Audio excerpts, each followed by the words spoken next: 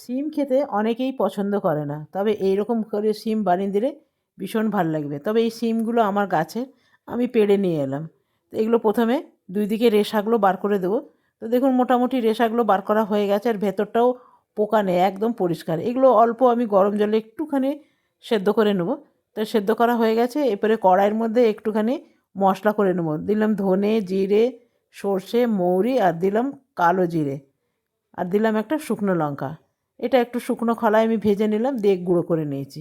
এটা আজকে বানাবো একদম আচারে শিম, ভীষণ ভালো লাগে। এখানে দিয়ে দেবো নুন, এরপরে মশলাটা দিয়ে দেবো। তবে হলুদ আমি এখনও দিইনি, হলুদ দেবো। এখানে খুব বেশি হলুদ দিলে না শিমের কালারটা আলাদা হয়ে যাবে, তো আমি হলুদ খুব অল্পই দিলাম।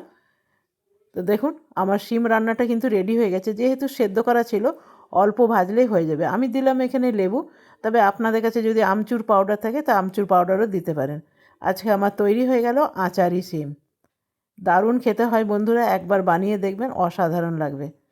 তো দেখছেন কী সুন্দর লাগছে, একদম আচার আচার খেতে হয়।